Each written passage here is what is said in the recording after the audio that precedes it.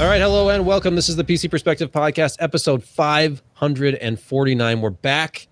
Took a week off, mostly. There was an impromptu live stream that will forever be lost for various reasons. Let me go around the horn. Who else is here with me? I'm Josh Walrath, maybe, mostly, partly, all the time. I am Brett Van Spruenberg, and I will do my best to hold up this corner of the podcast. For those who don't know Brett, he's been on one time before, I believe, and Once. he is our developer extraordinaire who actually makes. You may have noticed our snazzy new site design, and that's all Brett, who Thank also you. has been sort of holding our hand through the transition process with the new back end and helping me on a daily basis with all of my whining and complaining about image loading issues and that sort of thing. So I appreciate fix that. things. He fixes things. He's like the site police. He's like, "Where's your featured image?" Like, it's coming. Well, you hit publish already. Last night. Yeah, I published a review after maybe putting a quarter of it in last night by accident. And it was actually Well, Josh's now- review, but it had my And name now people on know it. we have information on the Busey. Yeah, there is some pretty entertaining copy in. I assume Brett, you were responsible for all of this. It's actually what comes with WordPress. I did it. Okay, there's a lot of like movie quotes and just silliness in there that we have to erase, and sometimes we forget to erase it. You'll see it occasionally on the site, so don't be alarmed. It's all happening live, like this podcast, and you can tune into this podcast Wednesday nights at 10 p.m. most of the time. If we need to change the day, we try to let you know. Follow us on Twitter at PCPer, and you can get some updates. Sometimes we do it on Thursday nights instead. But regardless, if you're on our mailing list, which we affectionately call the spam list, you can find out only when and if we're going live for any reason, whether it's the podcast or a special live stream event. I have some plans for some of those in the future. So go to the podcast page, sign up for our mailing list, and that's the only thing we will email you about, just when we're going live. That's it. And sometimes we email if we're not going live, but wait for that email, or just refresh the site endlessly. Or sometimes I let people know what I'm wearing that day. Yeah, I mean, and I think we need more of that on the show. Jim is gone, and there's going to be some changes around here. He's not gone. Yeah, he's a voice this week. He's sort of gone, but while Jim is away, is it the cats will play? I'm not really sure what the expression is. When the cat is away, the mice come out and play. Yes, Something like that. And so we're the Yes. mice. Yeah, We are the mice. I accept my role as mouse. There's so much to talk about, and I've pretty much lost my mind the last few days. If you follow this industry at all, not only do you obviously know about the major product releases we had. 7.7 happened. Of course, 7.2 happened. That's when Super came out. Of course, NVIDIA kind of preempted the 7.7 announcement with pretty radical refresh of their current product offering on the GPU front. And then 7.7 brought not only the long-awaited, much-anticipated Ryzen 3000 launch, but on the same day, brand new Radeon cards with an all-new architecture. Navi is finally here on the desktop.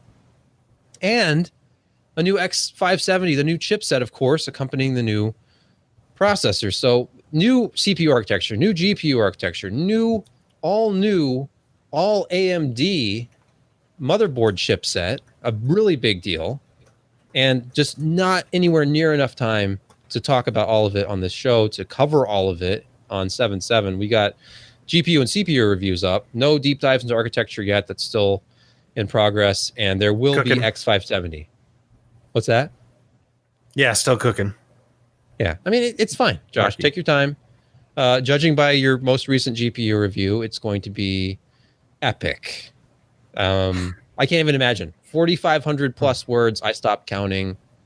It's pretty remarkable, but I'll let Josh talk. I read it twice, actually, so it's actually that Really? good. Yeah. I read it once because I had to as I was inputting it. And it still had problems with editing, so, well. I only found one typo. You did what's with the images? You censored them? I centered all the graphs. Okay. See? That's Brett. He's like the site police. Yeah. let's talk. I don't know if I got all the housekeeping out of the way. I apologize if I didn't, if I forgot anything, but let's get into it because we don't have enough time to cover everything as it is. Ryzen 7 was released on 7/7. We talked about that. Brand new architecture. This is Zen 2. Josh will have a lot more to say about architecture than I will, but I am the one who did all the benchmarking, and I'm never happy with. Do you want to get out some of the architecture out first and just do some of the high level? Let's talk about what this is, because obviously anybody just sort of casually watching the industry, it's new. There's been one major architecture so far, Zen. Zen Plus was what? Just kind of like it was a refresh. It was cleaning a few things up, and then it was putting it on 12 nanometer. Right. Well, which 12 nanometer was for die shrink though, right? No, Zen 2 no, this was moving to 7 nanometers. No, okay. First of all, you've got the cores, and then you've got the IO. The IO chip apparently is made on 12 nanometer, and it is connected to the core chips, the chiplets, by Infinity Fabric. And not only that, but the interconnect is based on the organic pin grid array substrate. It's just the organic substrate with copper wires going in between the two. And that's kind of interesting and amazing because previously we've seen, like with Intel and their 8th generation with Vega, that they use their EMIB, which is kind of a mini interposer that goes in between the two chips. And that allows a higher amount of bandwidth between. But AMD was able to design Zen 2 in such a way that it could happily exist at low latencies in between this IO chip that is separate and itself. And so it almost acts like a monolithic die. If you were on Twitter today and you follow me, you would have seen me retweet a thing that measures out all of the intra-core latencies in between, like the original Zen Plus, and now Zen 2. And they've made Zen 2 so much more consistent and faster than the previous ones. They're still not quite at the Intel level, but they don't use as much silicon to do that, and they do it in a cheaper way. Oh, wow. That was really amazingly fast. So yeah, if you have a chance, you can look through there and see how much of an improvement we have seen with Zen 2, and as well as, how consistent even the Ryzen 9 3900X is across all CCXs. And those are 2 chips and 1 IO die. And so it's really quite fascinating to see how well AMD has done here. Of course, the intercore CCX, just if you're in the same CCX, it is incredibly low latency. And in fact, a little bit lower than what Intel does with their Coffee Lake refresh, because they connect things a little bit differently than AMD. And so it's really impressive what AMD has done in terms of just latencies within the chip. And so if we look at their overall kind of documentation, what we can kind of say is they did a lot of work on the front end.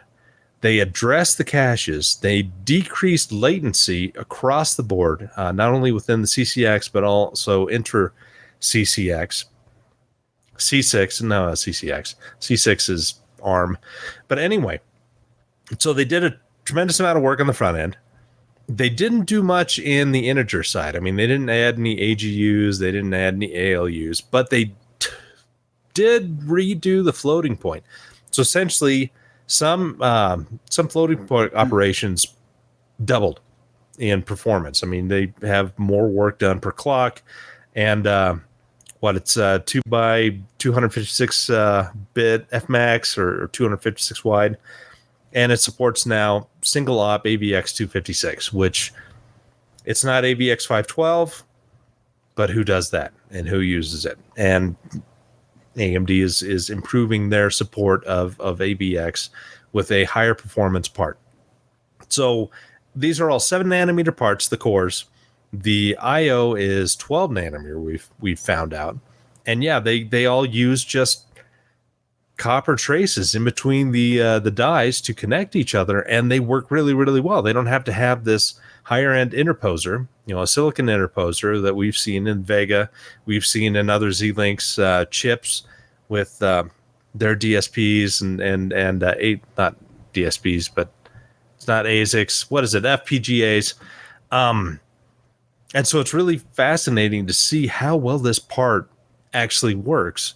And they've improved. I mean, the cores, I think, when you look at the actual execution units, they were always pretty strong. And so when you enabled SMT, it seems like those execution units were always kind of a little bored because you had such good scaling when you enabled, multiple threads per core. And so they've improved the front end. The front end can feed those cores quicker. They've cut latency down for something that was 4 nanoseconds, or rather 4 cycles. They've cut it down to 3 cycles. They've done that throughout. They cut down L1 cache half of what it was, but they've increased set associativity. They also increased L3 cache, doubled it, and went from 16 megs to 32 megs, which is massive. And I think they kind of did that to offset, the potential latencies going to the off die IO and memory controller, and it's worked wonders for them. There's just a tremendous amount of local memory that's highly set associative, and it feeds the front end very, very quickly, and that can dispatch to the floating point and the integer portions really, really quickly and effectively. And so we've increased IPC, we've increased clock speed, we've decreased power. All of these things have made it so that it is really truly competitive with Intel in terms of IPC, and they have improved on Intel in terms of just thread count per marketplace. I mean, you can get the 6-core 12 thread for $180, $199 for the Ryzen 3600. Yeah, $199 for that 65-watt part, and people are raving about that because it performs so well. I mean, it's a boost, single. Well, they say it's a single core boost up to 4.2, but because of how boost clocks work, depending on the thermals, depending on the power delivered, I mean, it could be sitting up there, all core 4.2 a lot more often than you would expect. The 3600X, you get a little bit extra performance at that top end, at the lower end as well, but that's a 95-watt TDP part. So AMD has really done some tremendous things at the low end, and it scales really nicely all the way up to the high end. We've only seen the Ryzen 9 3900X, the 3950X is going to be showing up later this fall. But when you look at the amount of work that they have done throughout the entire thing, they've really optimized it. They've really lowered latencies throughout pretty much every single aspect. And you just have more instructions per clock than they did before, just through a lot of really good design work and detective work and figuring out, what can we optimize? What can we really dig in here? What can we change without, blowing up transistor budgets, and still moving all this onto a brand new 7 nanometer process that we've never done for a CPU. And you got to give some kudos to TSMC, because really they have the best overall process in the world running right now. Intel is not there with their 10 nanometers. Maybe eventually they will, but for right now, TSMC is they're sitting they're king of the hill, and people are going to them with their wishes for, would you please produce some more wafers, please? And AMD's they struck early, and they made a pretty big gamble that TSMC would have a product that they would be able to achieve kind of their dream launch on, and they certainly have. So as I ramble anymore, I mean, anything you guys want to add to that? Yeah, I got one that's an architectural improvement that I don't see a lot of discussion about, but that's their compatibility with much faster memory, and I think that's primarily due to their decoupling the Infinity Fabric clock from their memory bus clock now. And once they've decoupled that, they're allowing the memory compatibility has gone way up, and the ability to talk to much faster memory. So, I mean, that's something I didn't necessarily hear you address, but definitely important from a I/O perspective. Yeah, because the previously people were kind of not maxing out, but really the most workable memory speed was 3200, and Yeah, it was tough. that drove the Infinity Fabric at that same speed. And now they've improved the Infinity Fabric so that it actually scales up 1-to-1 up to 3700.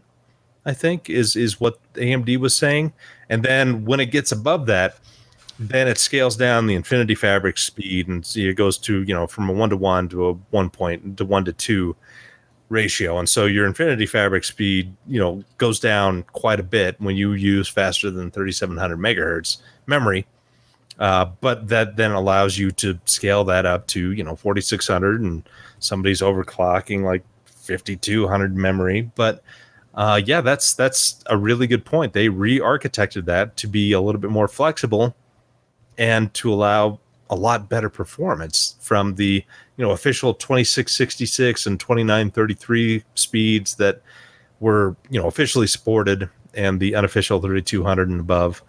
But yeah, that's a big deal.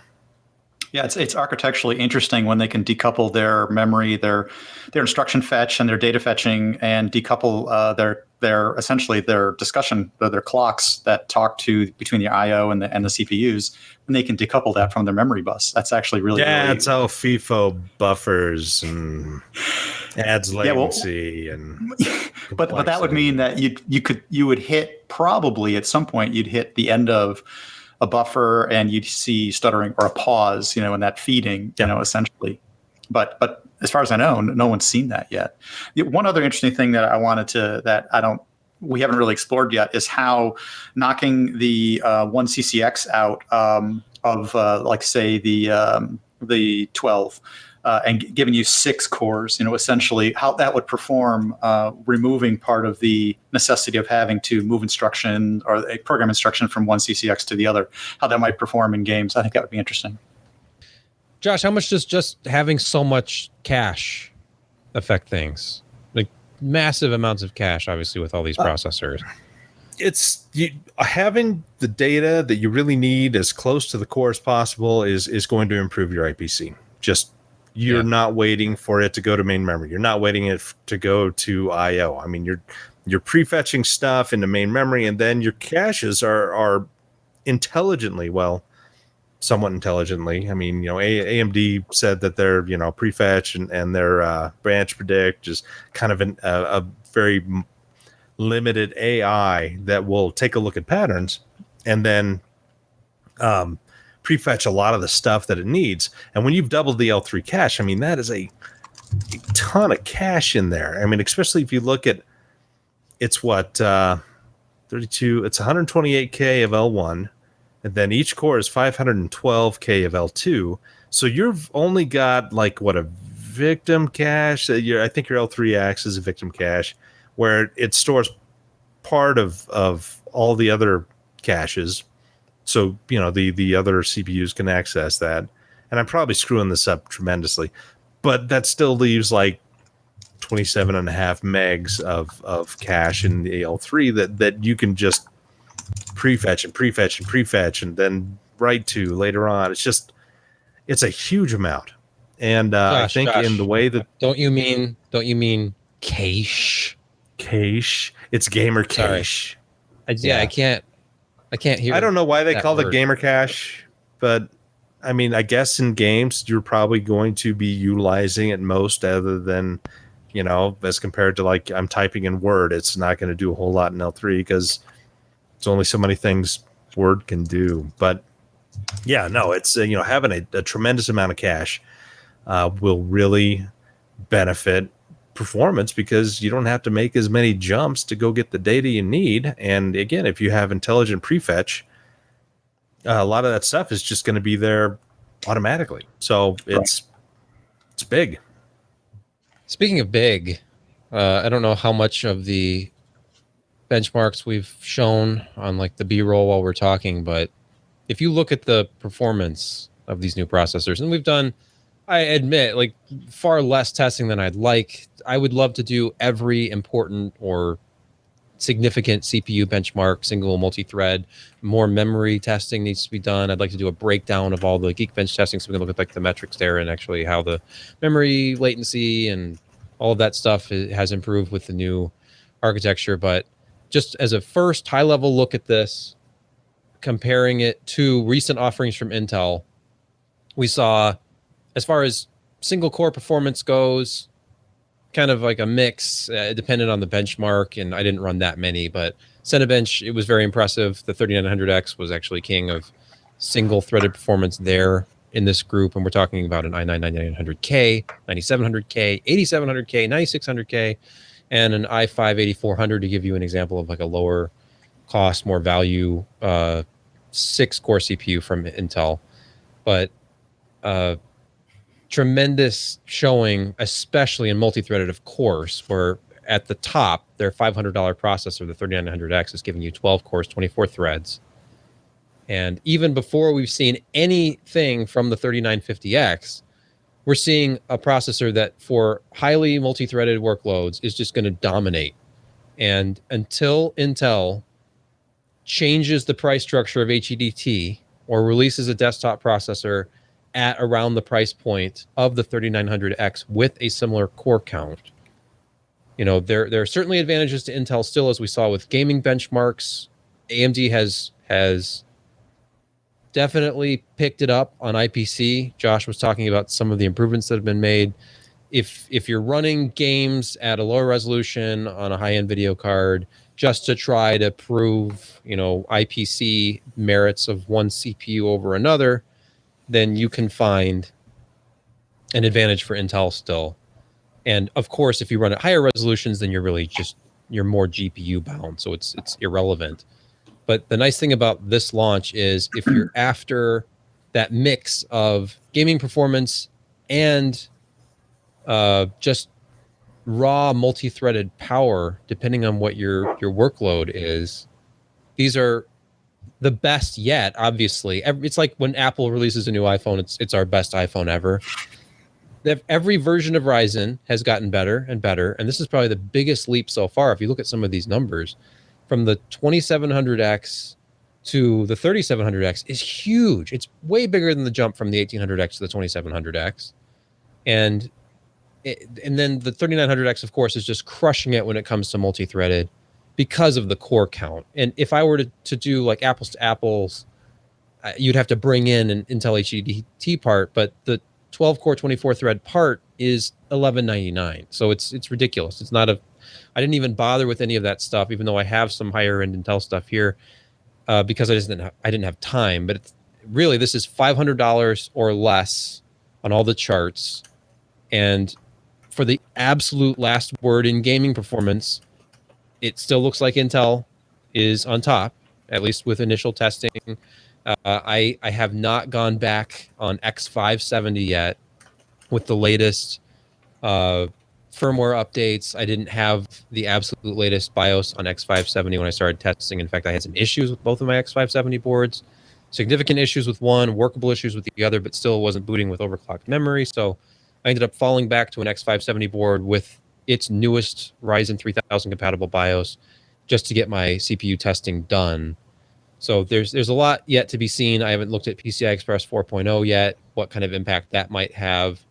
And I'm really, really curious to see how the performance of that IO die that makes up the X570 chipset is. Like how good storage performance in general is, not just PCI 4, because there's only one controller to measure so far, but PCIe 3 by 4 SSDs, of course, there's a million of those, and they're getting cheaper and cheaper.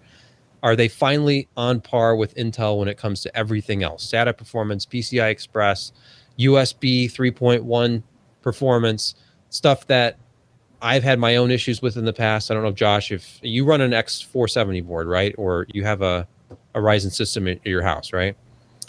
Yeah, I've got a test system.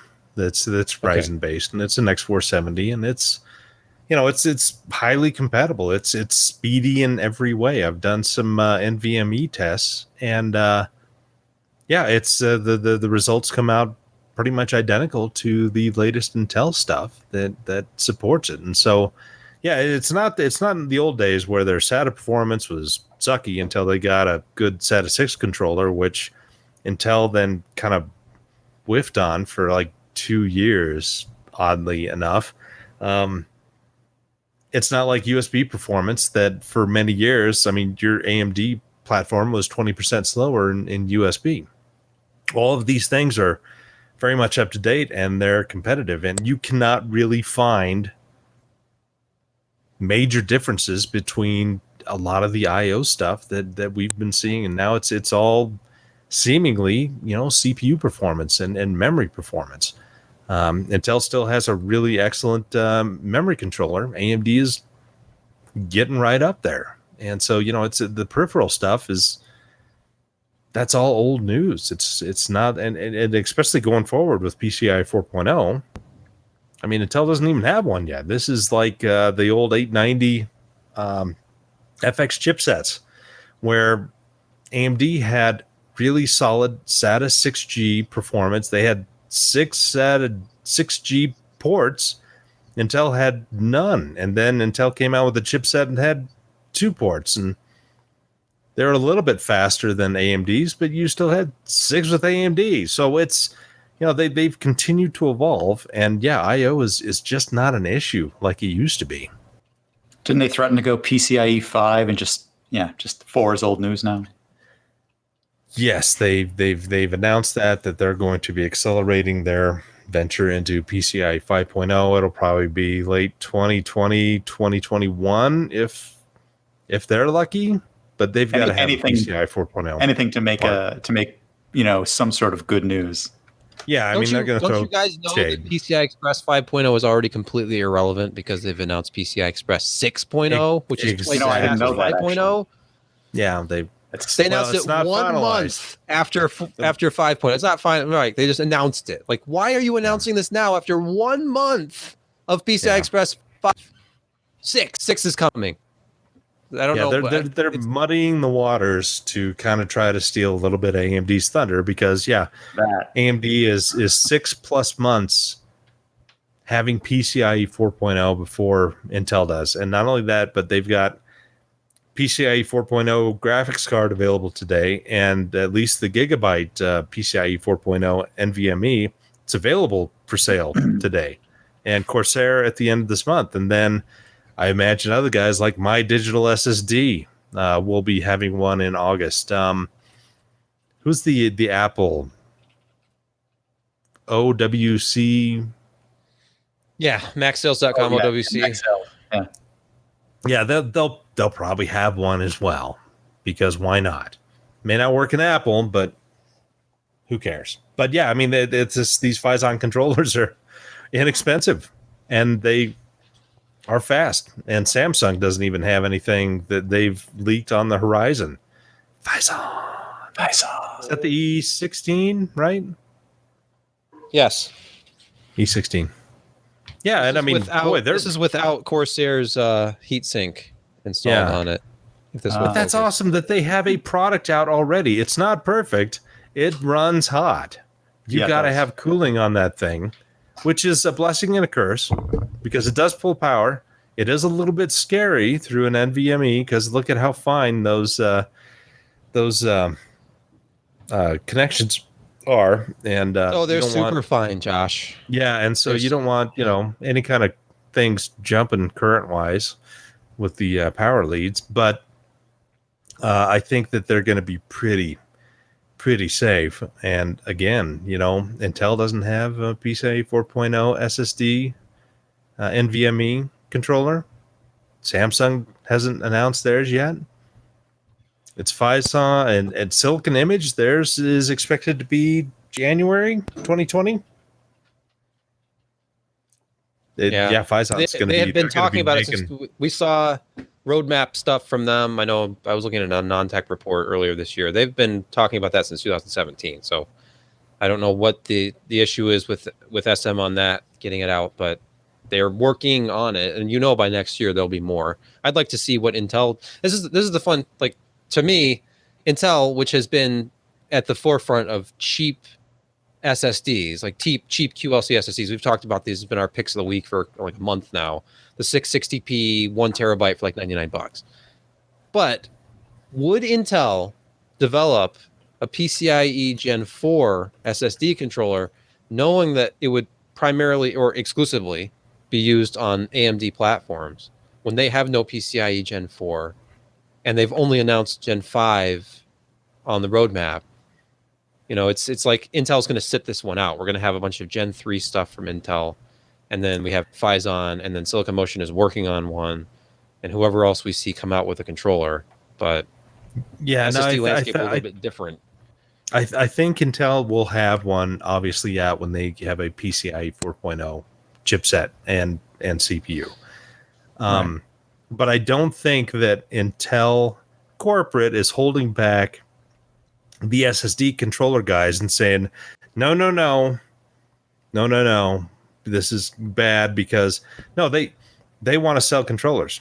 They want to sell SSDs. That's a nice little market for them. And yeah, they're only going to be able to run on AMD processors for a while, but why give up more of your market share to Phison if you don't have to? Why wait another year to release it when Samsung and Silicon Image are going to be taking more of that market share because you don't have a product? So yeah, I don't think that they're going to be holding it back. There's somebody we could ask, but they wouldn't tell us. They would not tell us. No. It's the problem. Maybe if you offered him like 38 terabyte hard drives and a lot of margaritas, and maybe some raw cheesecake batter stuff. Yeah, I think that might work. Yeah, the cherry pie filling right out of the jar. Just dangle some cherry pie filling jars in front of him. Like, Alan, you know that your little cute hard drive set up at home, that's nice, but let's get serious here. I'm trying to censor myself, but should pull up a picture of that. Family friendly podcast. Hey, did you test any graphics cards this week? I did. Thank you for that segue, so we can move along. We can talk about Ryzen all night. And one of the things I do want to briefly talk about before we close and move on to Radeon is availability, which has not been great. We heard about Micro Center getting stock, people lining up at Micro Centers to buy them, people buying them in person successfully on day one. Micro Centers are opening up at 9 a.m., I guess, for the launch. But buy one on Amazon, good luck. And strangely, an Amazon seller called AMD Authorized Reseller, which until recently, according to their reviews, has been selling kitchen gadgets, suddenly is the only seller on Amazon at MSRP, and the shipped and sold by Amazon stock is completely unavailable.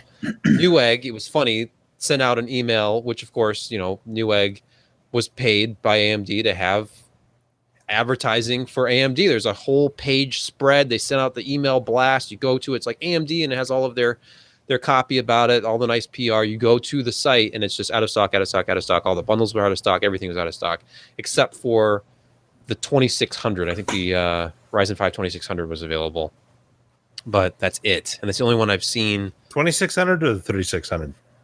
Oh, I'm sorry, 3600. Right. So the Ryzen 5 3600 and I think the 3600X were or are available, but 3700, 38, 3900 not available.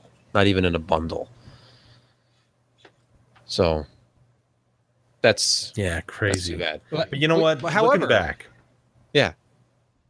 looking back, I remember when the AMD K6 was released, that I went directly to a distributor that we had a relationship with back at the time, and this is 1996, 97, 96, and they just couldn't get K6 parts. I mean, this was Tech Data. This was a major distributor for the United States, And finally, they got some parts, and it was the 166 and the 200s. The 233 was not available for at least 4 months after its release because all of them were going to OEMs, none of them to retail.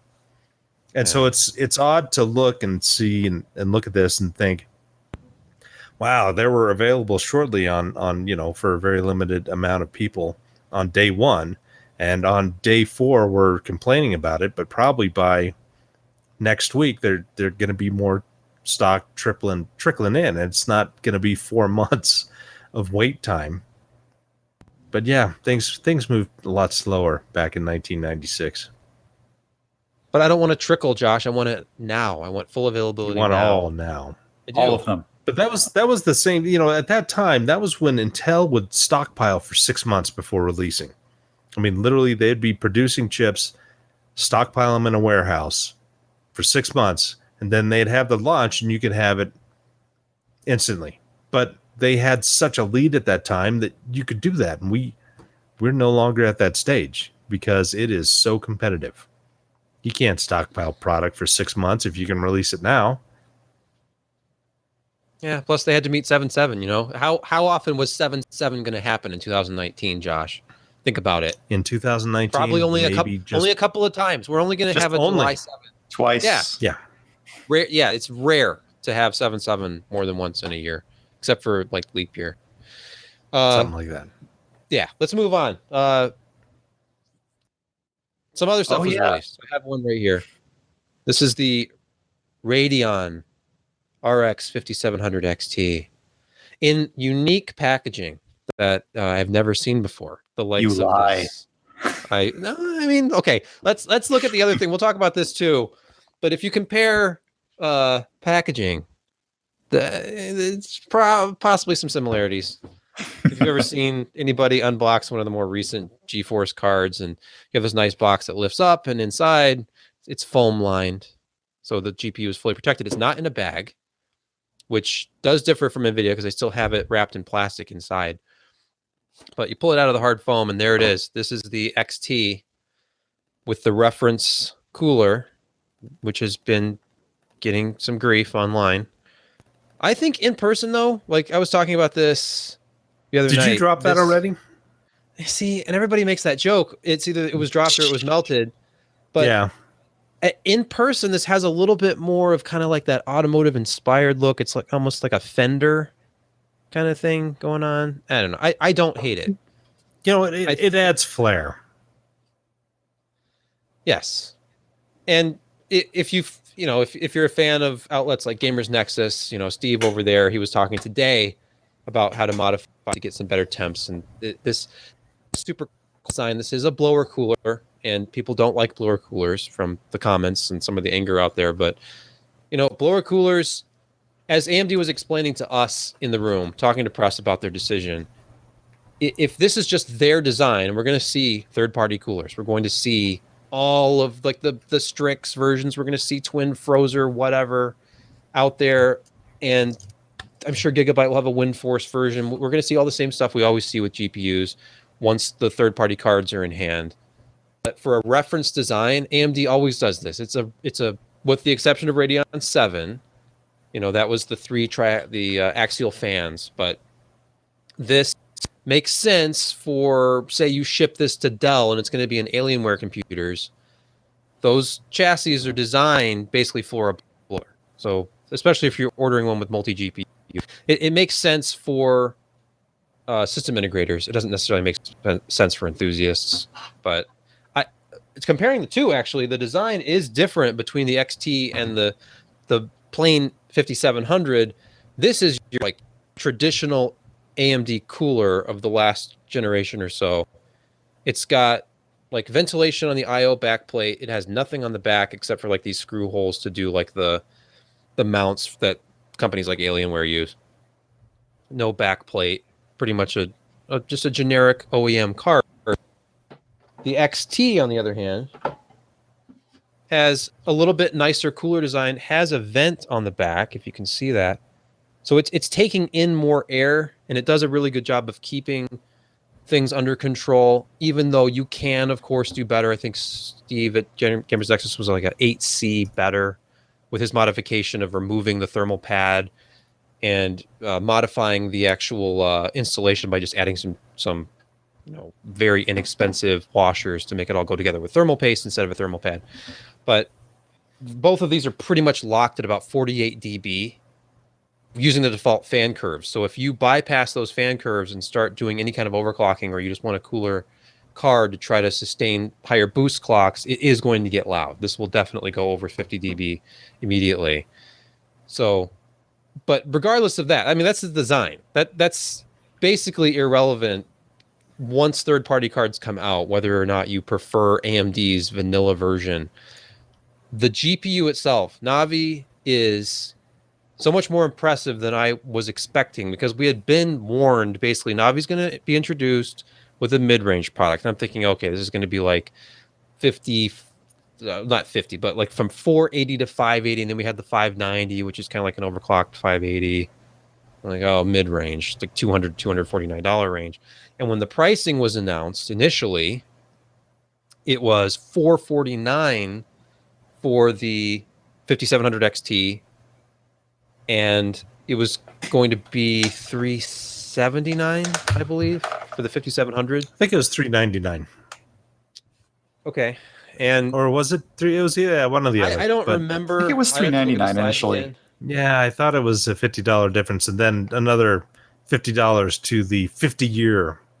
$499 for the anniversary one, yeah, 700, 5700, which has XT. higher clocks. I mean, you're not just paying for a paint scheme; it's a little bit different color. It's darker, has gold trim on it, but it was binned to have much higher boost clocks. And of course, the clocks have changed. They're no longer calling it base and boost; they're calling it base, game, and boost. Which NVIDIA pointed out. Well, our boost clock is the game clock because it is your sustained. Long-term performance number, and in my experience on NVIDIA side, they're always over that. If they give you an 1860 number, it's probably boosting at like 19 and 1950 most of the time, depending on power limits, depending on the cooler. But that's another story.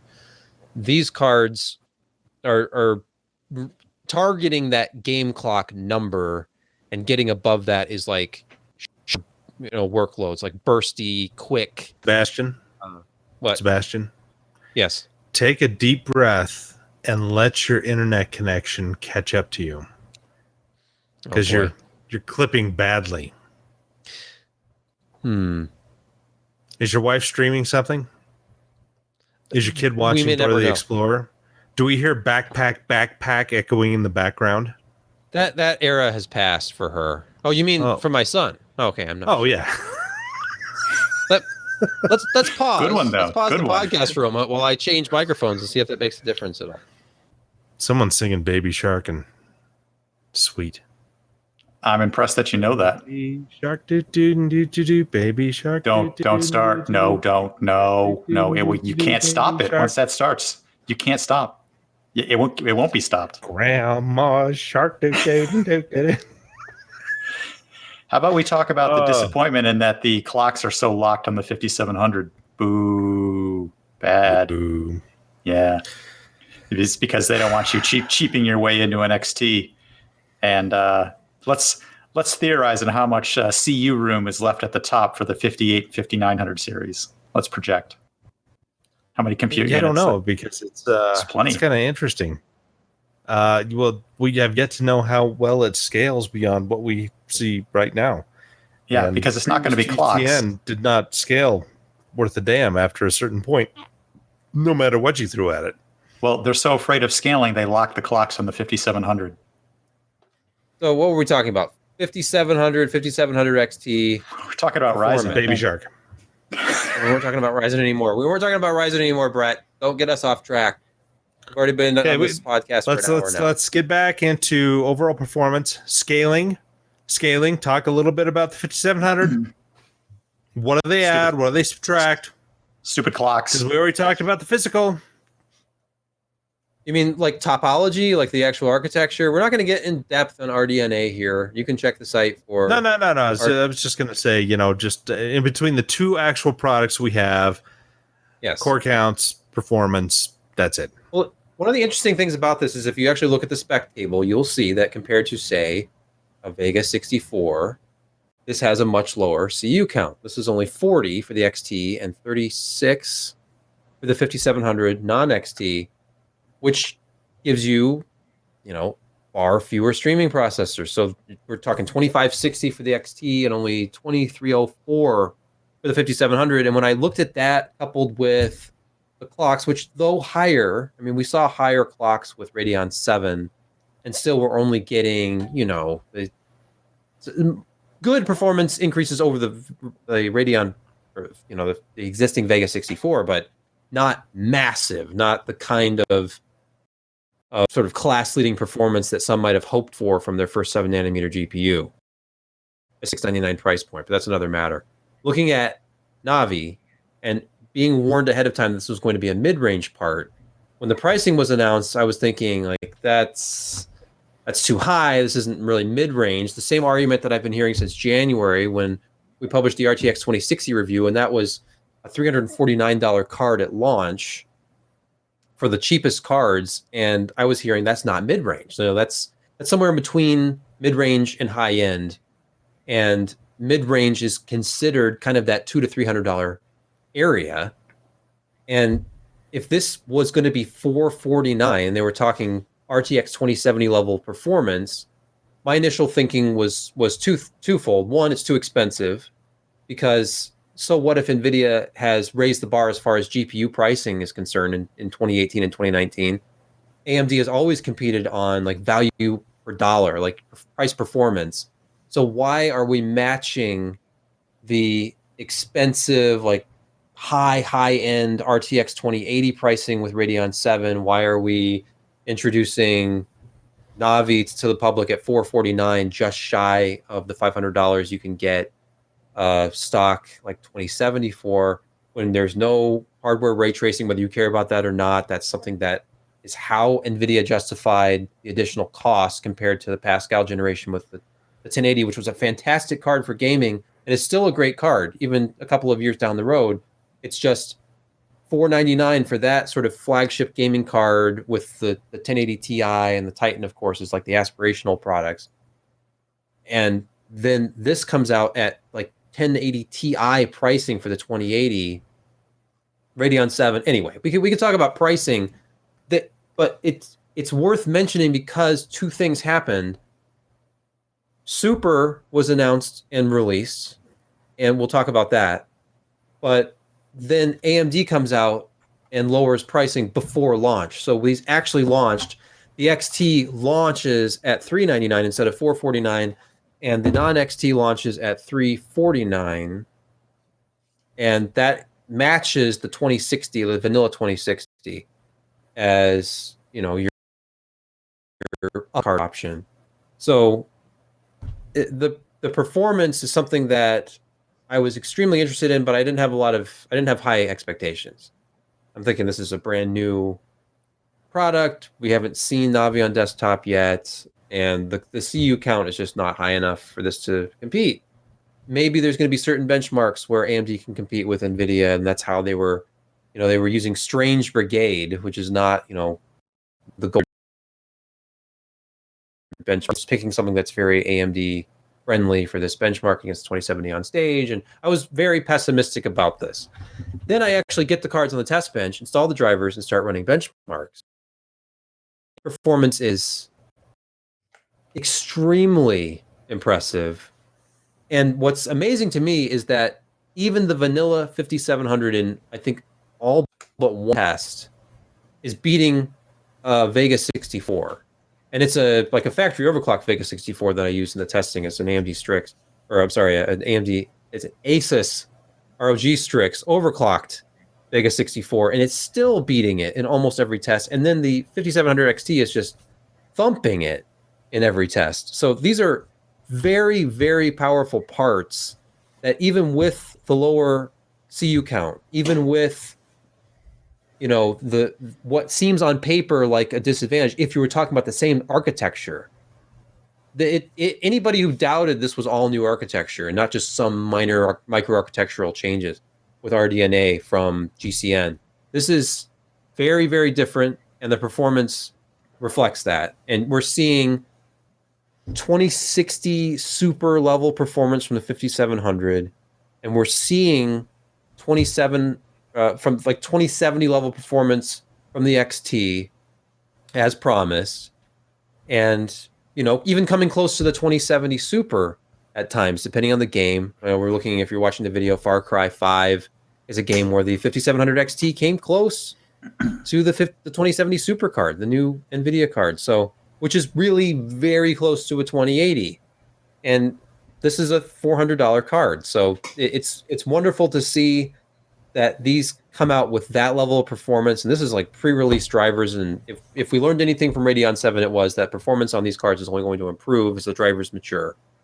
And we didn't really have it on our list to talk about, but their video encode performance leaves something to be desired at this point. So that's something that can improve as well with these new cards on Navi. But overall, gaming benchmarks only run at 2560 by 1440, high presets, using all of the data I have accrued since the beginning of the year from other GPUs. So, definitely worth revisiting soon with newer games on a different test platform at different resolutions. But just this initial look at this blows me away. Josh, I don't know how you felt about this, if you were expecting from what you heard about RDNA to see these kinds of gains, but for it to for even the vanilla 5700 to consistently beat a Vega 64 was very impressive to me. Yeah, because there are multiple things in play here. Obviously, we saw what Vega 7 came out with, and that was kind of lackluster because it was still a Vega architecture. They were able to do all 4 HBM dies on there to give 16 gigs of memory, and it was a fast card, but it just didn't scale like you would expect it to. I mean, it was not that impressive. And so when word first came out that Navi was coming out in a pretty small chip, like, I think it came out as 256 millimeters squared, somewhere around that. A lot of people were thinking, and myself included, is like, well, it's going to be slightly faster than an RX 580 or a 590, but probably not going to be. I mean, they're going to hit in between the $100 and $300 range, and that's going to be the extent of it. I mean, they're going to have a small chip. It's not going to be that performance oriented. Not a big deal. And then they come out with what we see now, and they uses GDDR6 memory, and it uses it in a configuration that is relatively inexpensive. I'm assuming AMD is still making some good margins on them, and they're almost half the size of the TU106, which powers the RTX 2070, the RTX 2060, the RTX 2060 Super. Does it do the 2070 Super, or is that the 104? That's the 2080. Yeah, 2080 is 104. Different configuration of 104. Yeah. Okay. But anyway, it Navi performed well. I mean, it runs well. It's good performance. But the one thing that they still haven't got down is getting power down to NVIDIA levels. And NVIDIA is using a specialized 12 nanometer process from TSMC, which is more akin to TSMC's 16 nanometer, but slightly optimized.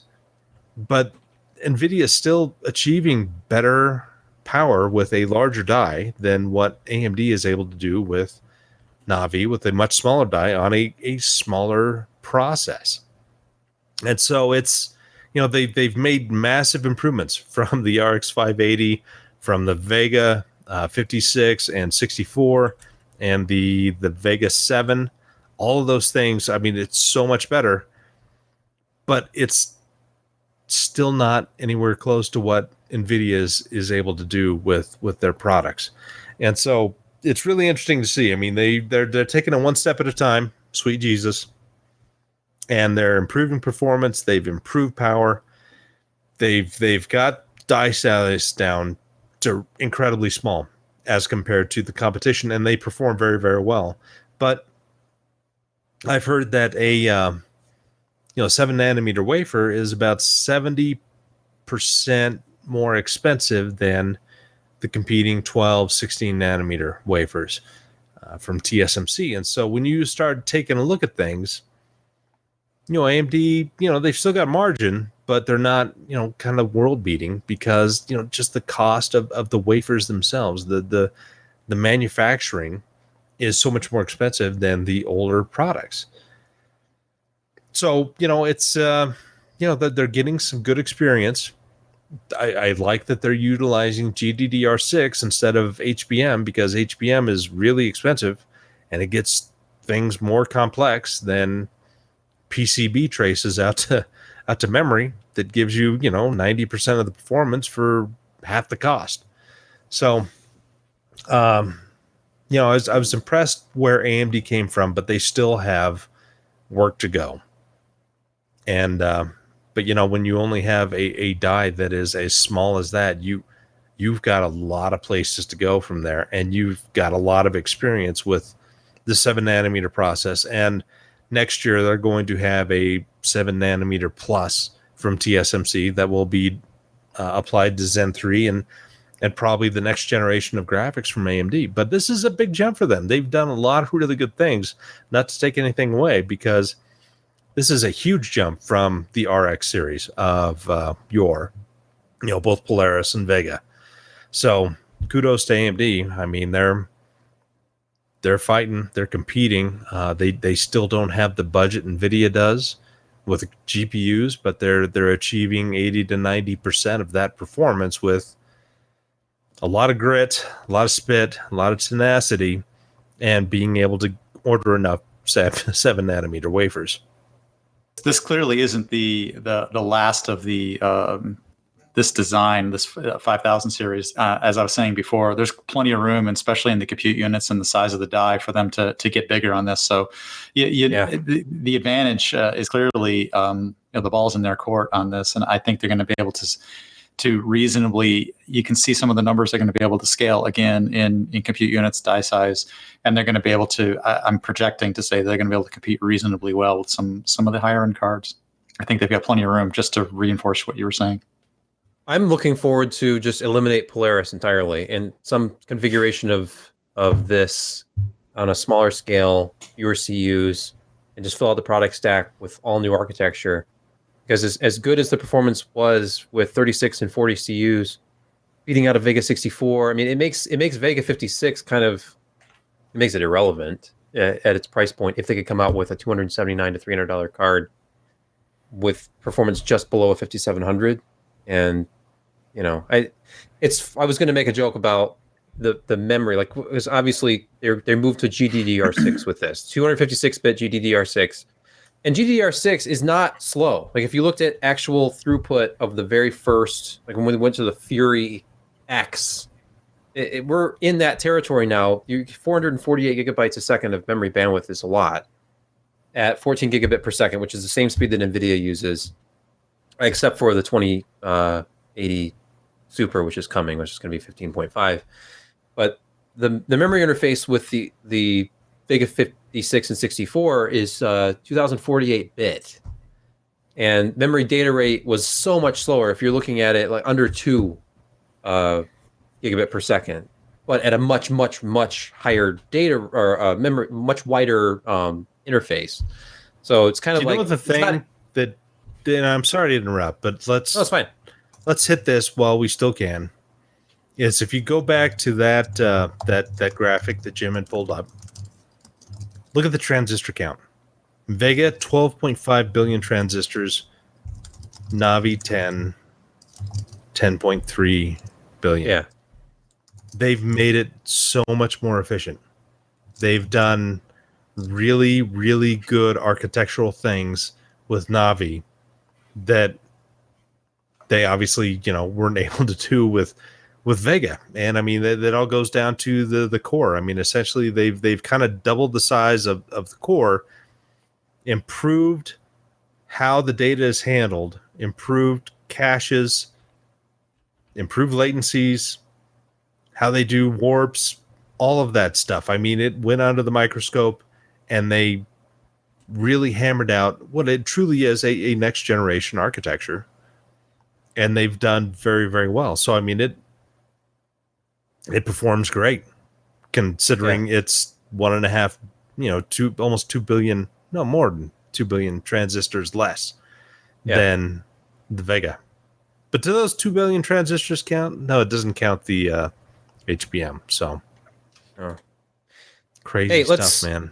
Let's move along in the interest of time. We could talk about this all night, and I'd like to, but let's try to keep this podcast to 2 hours. And in that vein, let's shift over to the nights. Why don't we just do it run back to back?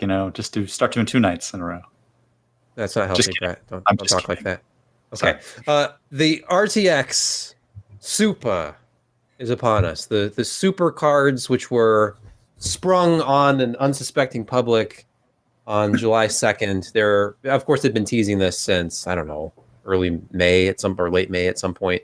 They put out this mysterious YouTube video with the Super logo, and there was chrome. Like, what is this? And I thought at myself that when they shortly after this announced some new workstation, like the studio stuff, the RTX and workstation laptops, that was it.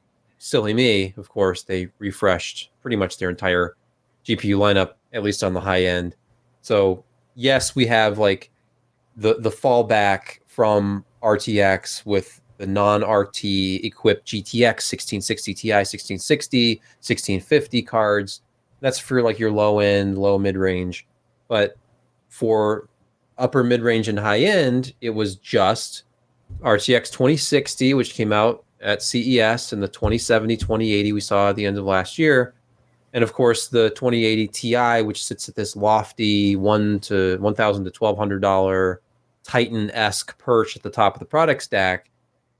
And what they have done with Super is they've kind of reset it. It's not exactly like they just rebranded an RTX 2080 as a 2070 Super, because it's a different configuration. Excuse me, it's a different configuration.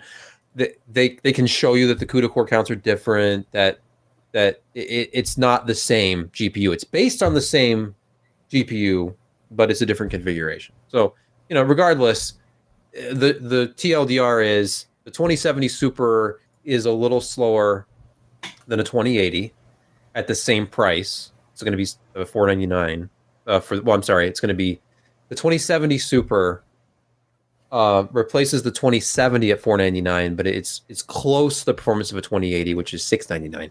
And then the 2060 Super comes in at $399, so $50 more than the original 2060. However, it is virtually identical performance to a 2070, which is $499. If this makes any sense at all, the way I'm trying to explain this, what I'm trying to say is more, better, faster, cheaper, and this is going to be the entire new middle of the lineup. The 2060 remains, which is kind of curious, but it remains at $349. I would have thought that would drop to $299 or $329 at the most. Then you have the 2060 Super come in at 2070 level performance at $399, so it's a $100 price drop essentially. And then you have the 2070 Super, which was also released on the 2nd, which takes you really close to a 2080, but not as close as the 2060 Super does. So, and the 2080 Super is coming. That's coming, I think, at the end of this month. And I don't know what that's going to be. It's not even close to a 2080 Ti on paper, but it has really fast memory. I don't know if it was memory that was holding that TU-104 back, how close we might possibly get to a 2080 Ti for $699. And the 2080 and 2070 have been all but discontinued. They're not officially EOLing them, but they kind of are because they're replacing them in the product stack. So what are your thoughts, guys, on Super from the performance you've seen and from the pricing standpoint? Is the era of 6 gigabytes of VRAM over? Well, yeah, that's a good point. I didn't mention that. The 2060 Super moves to 256-bit from 192, which, of course, it's now 8 gigabytes of memory instead of 6. So you can forget that argument about, well, is 6 enough, and 1440p and games taking advantage of more memory, higher quality textures and stuff. Finally, 8 gigabytes, which, we could argue it should have been all along, but they're doing it now. Yeah, I think that this is a great move by NVIDIA because it needed to happen. The prices of the RTX cards have been sadly very stable for the past year since they introduced them. And, a lot of gamers have not really bought into the RTX tax. And so this is now kind of a gut shot to the middle of the market, maybe the middle high end of the market, to give us better performing parts that we can actually justify paying the price that we do, especially now that we have competition in the form of the 5700 series at those kind of same kind of prices, that we have options. And this is good because this is kind of the performance they were expecting from a next generation part last fall, but we didn't get. I mean, sure, a 2060 that is overclocked is going to outperform a GTX 2070, as I showed my review. But it just didn't feel like a next generation part. And yeah, the RTX stuff was nice, and the improvements in efficiency in the architecture was fantastic, but they just couldn't sell it to us. And this is a much more impressive, maybe not impressive, but this is what we kind of expected in the first place. This jump in performance without hammering you on price. I mean, because a RTX 2080 at $699 that stayed there forever, I mean, people were pretty pissed about it.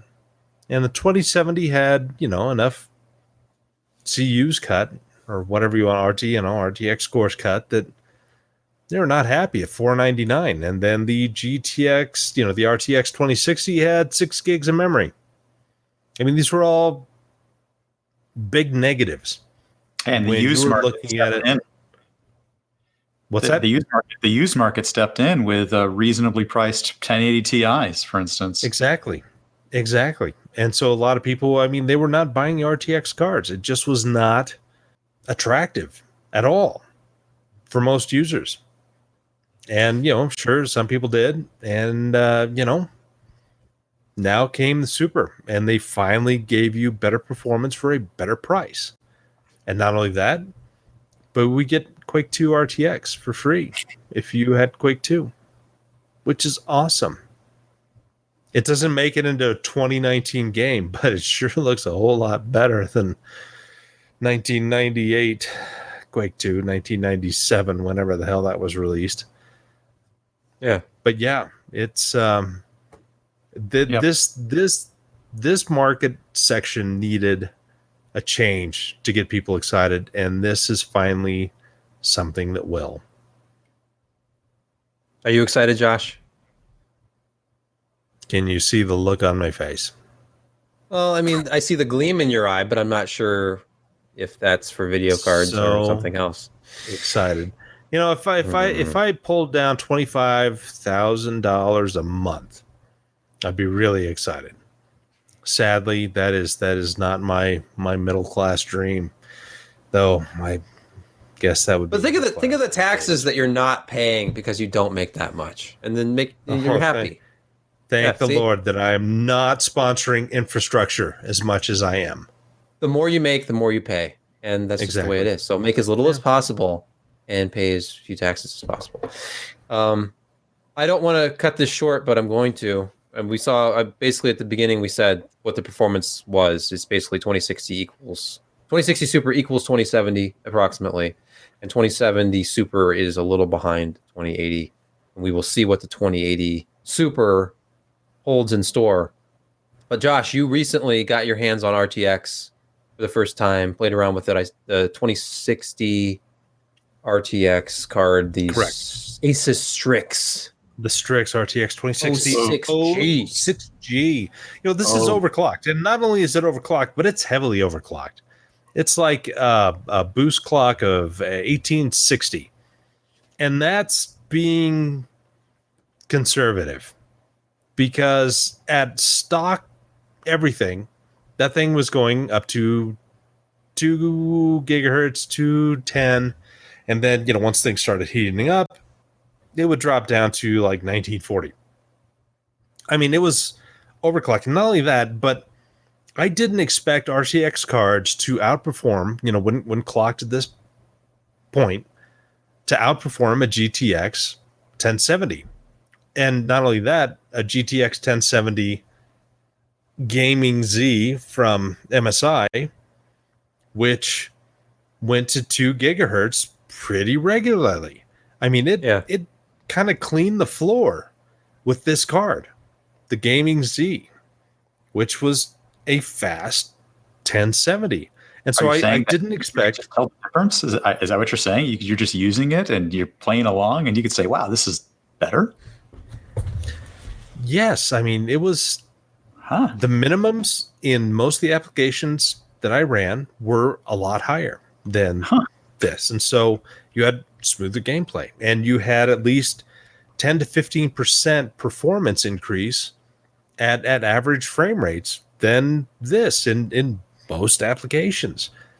And I was frankly surprised by how much faster that RTX 2060 was than the GTX 1070.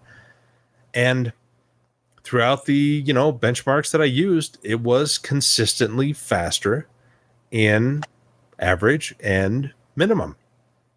Even though in theory, with as many, I mean, they both share 1920 shader cores at similar clock speeds. Yeah, the RTX was faster. Mm-hmm. Turing definitely had some improvements to the architecture for sure, and even and so clock, it's still faster. Yeah, I don't think that a lot of the previous reviews and just especially my interpretations and impressions that RTX was this much faster, but it really is. And ASUS makes a great card. That thing is, seriously like 5 pounds of metal and PCB and silicon. And it never got above, I think, 68 degrees Celsius with as hard as I was pushing it in terms of voltage and offset and Anthem. That Anthem is, I screwed up on that particularly graph. Quickly, scroll past. Pay no attention to that whatsoever. Interestingly enough, the only game that I played that Vega 56 was actually faster in average of the RTX was Battlefield 5. And so that was kind of weird to me. Otherwise, RTX 2060 just mopped the floor with everything. This ASUS Strix overclocked 6 gig card, and nothing that I used in terms of testing went over much more than 5 gigs of space. And so that 6 gigabytes of memory was not really holding this back in the stuff that I was tested with.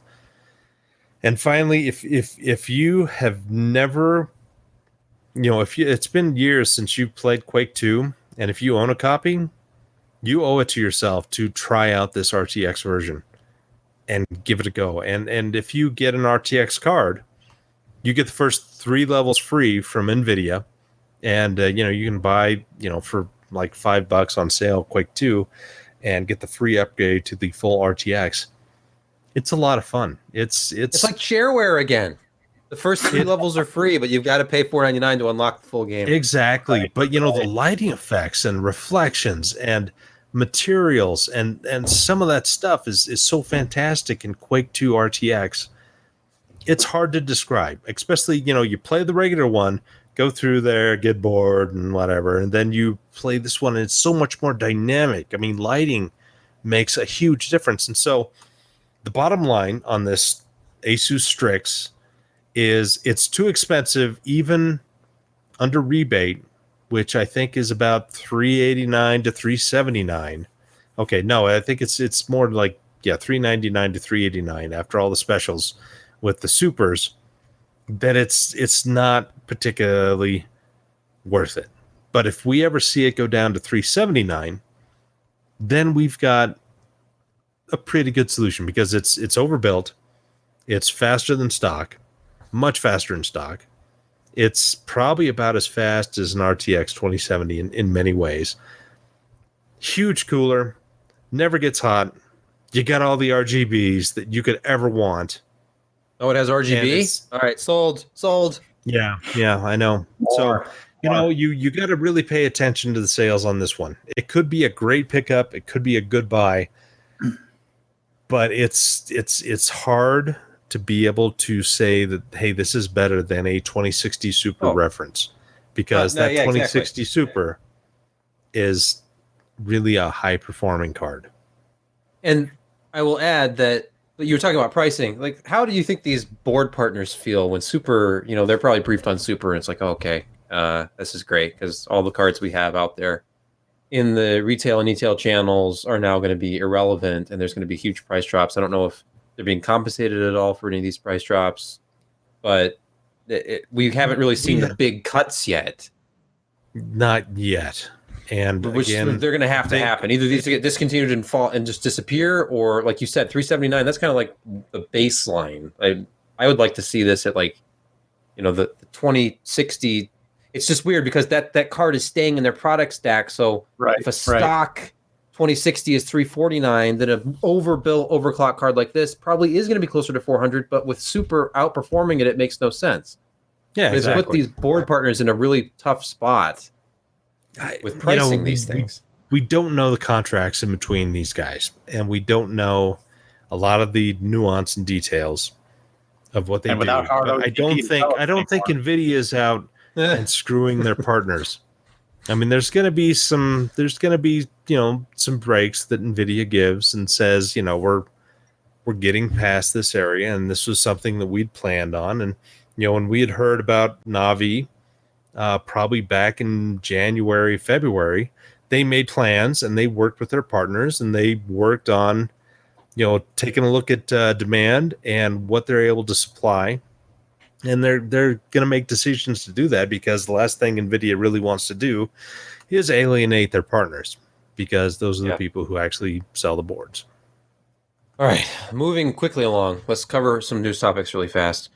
We had talked about RTX 2080 Super, which is coming, and it's coming July 29. I don't remember exactly, but the specs were released. NVIDIA released the specs on the release of Super, so we know now that it's going to be a 48 SM GPU, that it's going to have 3072 CUDA cores, 192 TUs, 64 ROPS. The base clock is 1650. This is for the Founders Edition.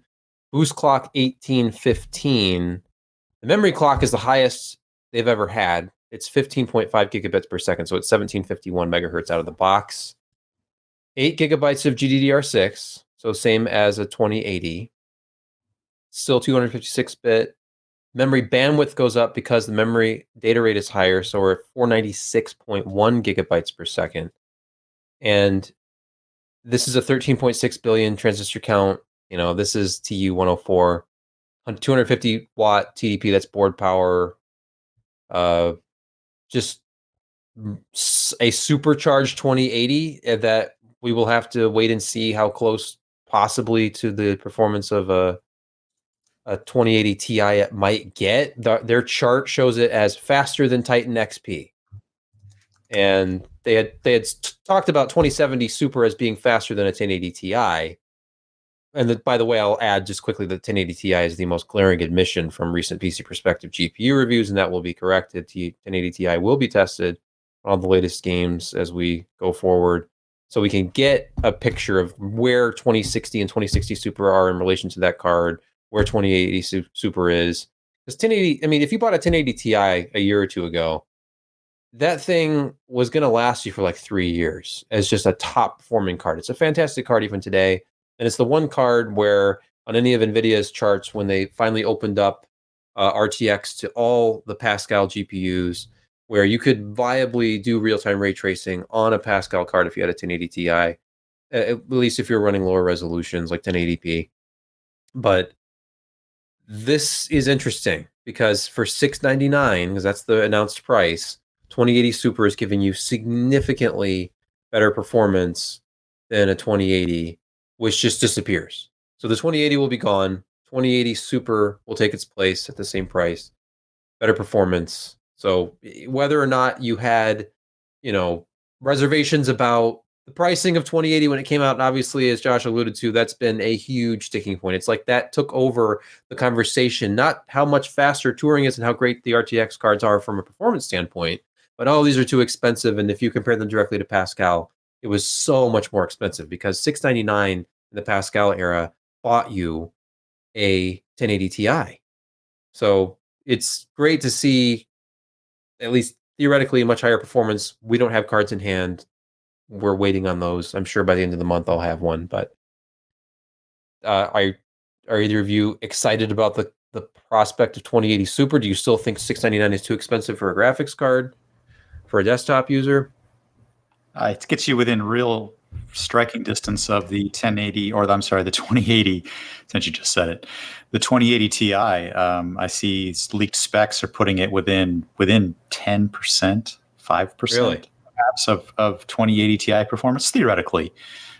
So, I mean, when you said 1080 Ti, that's my alma mater, so I'm still rocking it, and I will for another couple of years. So, it's interesting because if I don't have to pay $1,200 to get to the next step, yeah, I'm better with that. Because I mean, once you get on the 1080 Ti ish, freight train of your graphics card stepping, you kind of want to, well, where's my next card? Is it the 2080 Ti? No, actually, that's not my price point, but this one might be. So I'm reasonably not excited, but I'm glad it's going to be there when I'm ready. Josh, are you excited? It's nice that they're moving down performance with a more palatable price point, though $699 is still pretty unpalatable to me. I think that, just me as a consumer, I will spend in between 300 and 5, and 300 is far more likely to me than 500. And I think a lot of people are in that same boat. I mean, they work for a living, they don't have, they don't want to incur that kind of a penalty in performance. Well, not performance, but just financially. I mean, it's hard to explain. It's like, hey, we can buy an entire console for $299, or I can get this one video card that goes in my $1,000 machine, and I'll get some playable RTX stuff out of it. But if you're running a 3440 by 1440 monitor, RTX is just not an option for you. So it's good that NVIDIA is bringing these price point down to where average people can get a good performing part and actually have something that can play the games that they want to. But, we can go into a multi-hour discussion of RTX and the RTX tax and sure, and what's usable and what's not. But let's not do that. Yeah, because die size is huge. Each of these dies is big as compared to everything that AMD has, and that's something that NVIDIA has to consider when they're pricing these products out, because they are all big dies. They're 450 millimeters squared and higher, getting close to reticle limits at the 2080 Ti type thing. So it's a good discussion. Not right now. Right. Well, actually, right now is a great time to hear for our sponsor for this podcast episode. This week's sponsor is Capterra. Now, if you have a business, you need software. There's almost no business out there these days that doesn't either require or at least benefit from having good software. Now, maybe it's basic software. It's just stuff like word processing, emails, customer database management, stuff like that. Maybe it's more specific, stuff for managing medical records, stuff for managing employees in the field. Regardless, how do you find the software you need? Maybe you know what you need, like that there's a particular type of software and you just need to make a choice between brands or developers. Maybe you don't even know what's out there for your business. How do you go about finding it? And then once you find something, how do you know it's good? How do you know that it meets your needs or that it's quality? Well, that's where Capterra comes in. Capterra is the leading free online resource to help you find the best software solution for your business. It features over 950,000 reviews of real software products from real users and enables you to discover everything you need to make an informed decision on acquiring that software for your business. Search through more than 700 specific categories of software, everything from project management, email marketing, to yoga management software. And then read those real reviews. Get that real, valuable feedback, reviews you can trust from people who are actually using the software. No matter what kind of software your business needs, Capterra makes it easy to discover the right solution fast.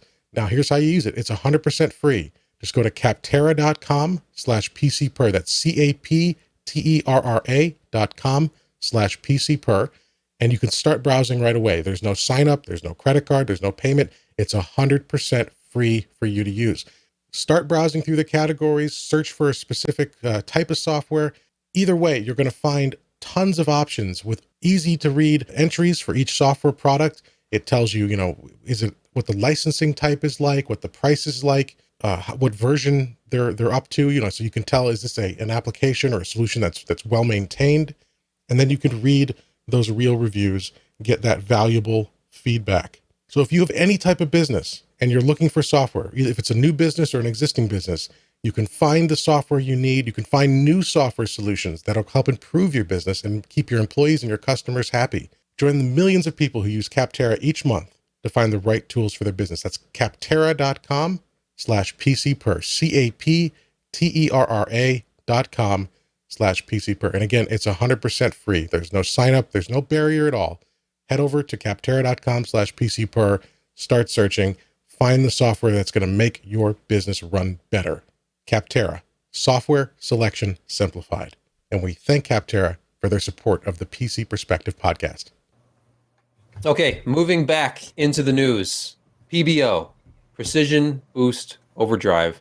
AMD's Robert Halleck hosts a video with some, delightful hand-drawn, possibly not to scale diagrams, as he explains how the new boost works really with Zen 2, which is different, Josh, as you may know. If you compare the way that boost works with, previous Zen parts and with Intel parts, it's depending on how many cores are active and the load, how it tries to boost. Intel, it's more cut and dry, even though they don't publish those numbers.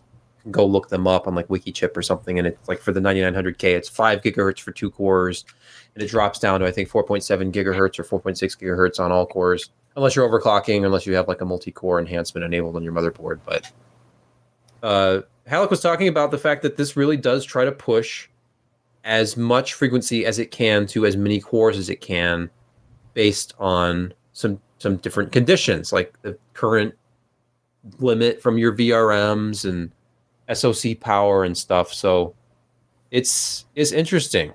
It's certainly a lot more granular than we've used to in a while. And it's interesting. He talked about how, all these, boards have a base amount of watts and amps that are applied to each channel. And in theory, these 105 watt parts can eat something like 140 amps in total, or, I'm probably messing this up as well. But if you have a higher spec VRM that can deliver more power, and if you've got good cooling, then, if you won the silicon lottery, these speeds can go up pretty high, not only in just single core, but in multi-core. And it really is dependent. So it's going to be interesting and hard to measure and say, well, this is generally what you're going to get. Because if somebody, does a top-end motherboard that's a 14 plus 4 phase monstrosity, then in theory, they may see 100 to 200 megahertz of higher boosts in single core and in, multi-core and all-core than someone who has a B450 board with, like 8 VRMs, a 6+2 or something like that. And so it's the better base product you have in terms of motherboard and cooling, potentially the better performance you're going to have with these chips. And they're all kind of guaranteed to a certain amount of performance from AMD if you meet these specifications. And so it's not just throwing out numbers like, all of our stuff will hit 4.7. I mean, it's going to be a bit more variable, it sounds like, than that. Yeah. But again, if you invest more in cooling and a better motherboard, you're going to have better results in how that CPU at stock speeds is going to perform.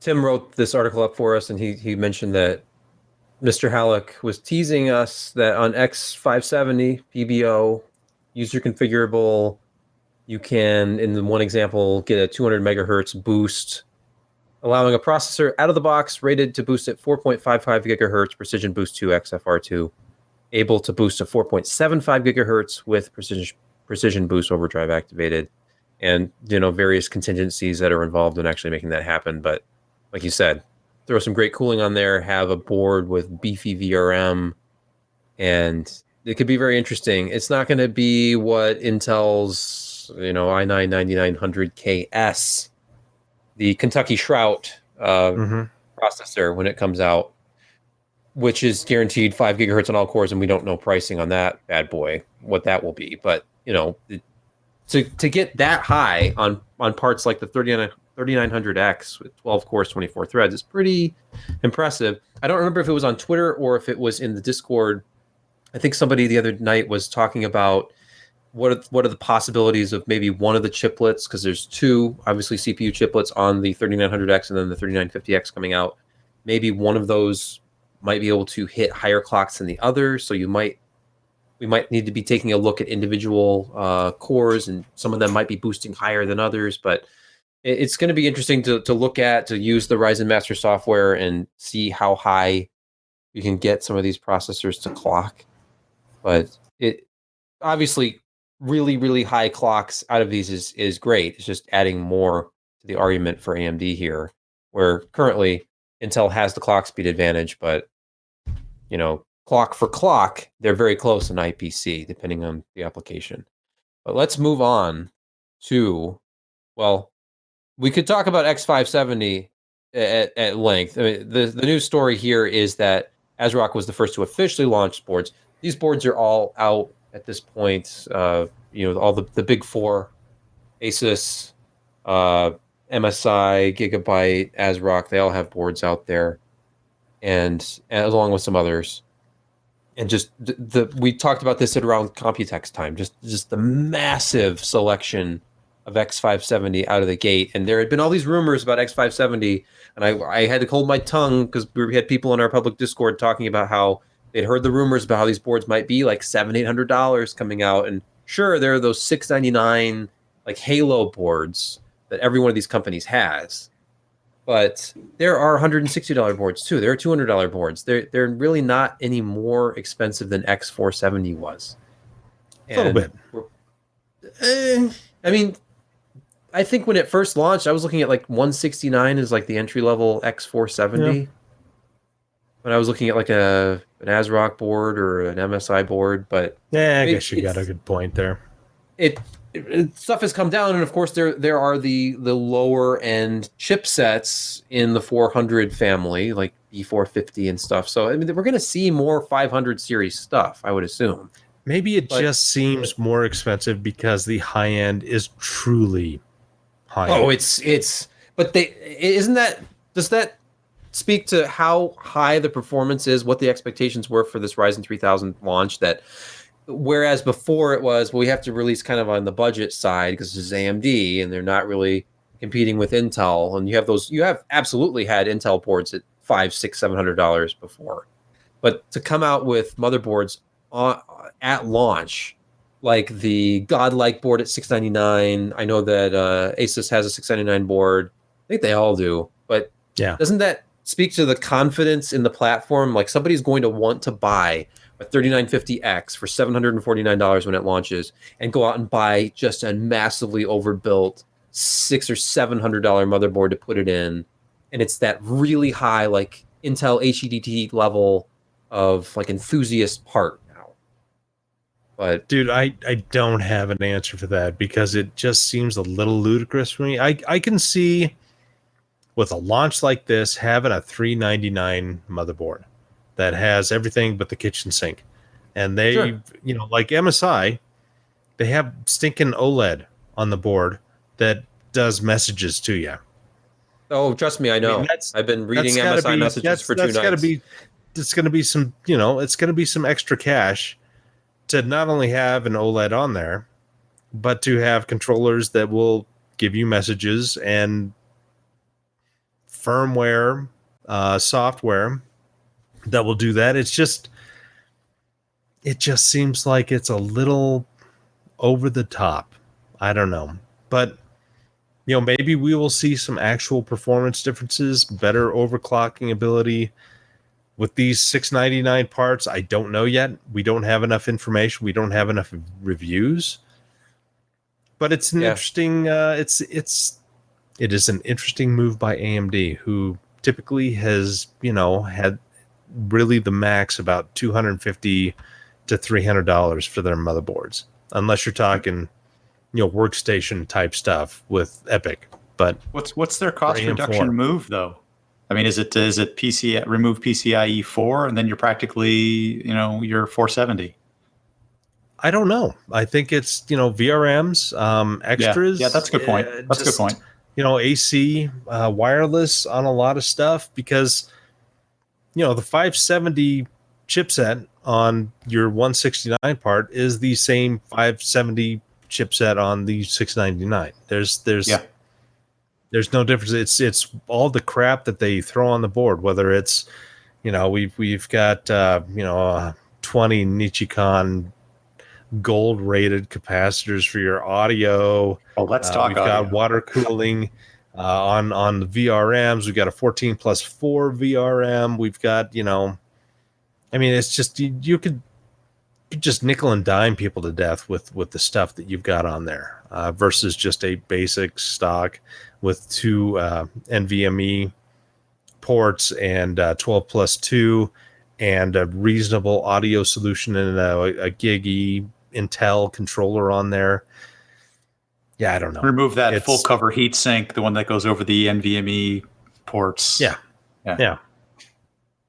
So moving to something a little bit smaller and less performant, but nonetheless interesting, especially to people who are fans of this. I don't know if you guys are into Raspberry Pi at all, which Raspberry Pi 4 is out. There were talks originally of some software issues.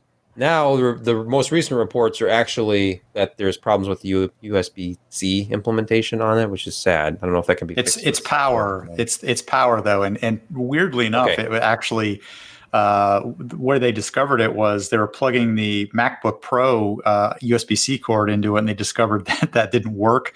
And there was some commentary on that. It's an unfortunate common mistake with USB-C regarding which pins they're pulling up or pulling down or communicating on. And they made an unfortunate implementation error. It's their fault. It's the Pi people, Raspberry Pi folks. They did USB-C a little bit wrong. So there'll be a revision 2 of this, I imagine. I think they're calling it a B rev when I think the Pi's come out with A's and B's, but yeah. Yeah. Okay. So that'll be the one I wait for then. That's my excuse now. I didn't pre-order it or find it in stock when it came out, and I feel left out. But now it's like, no, I was smart. I waited, and they're going to get the bugs out, and then I'll buy one. I have a couple of 3s here that I play around. I have a Pi hole on one of them, so yeah, I've played around with them. They're pretty cool. So yeah, that's another purchase to make. I have a 3B that I still haven't ever used. Got it as a Christmas gift, and it's just sitting there because I've been a little bit busy. But hey, speaking of things that you can put retro games on, because that's what I wanted to do with mine, was of course put on legal ROMs that I own. Absolutely. But I am a hoarder. I admit it freely on this podcast right now, and I have way more retro junk than I need already. And I have little plastic, drawer things full of cartridges and plastic totes full of cartridges. I don't need any more of that stuff. One of the cool things that emerged recently in the retro gaming scene is this thing called BitBoy, which is what they're calling a better low-cost version of a Game Boy Advance. And that's, if you read some of the reviews, you'll see that that's not necessarily accurate because of some performance issues, especially with SNES ROM. But rather low specs. One of the cool things about this, though, is the screen. The hardware. I was looking at a review of this, and they were so impressed with the hardware quality. The actual build quality of this thing is very good. The screen, it has a glass screen. It's a backlit display, and it looks really good.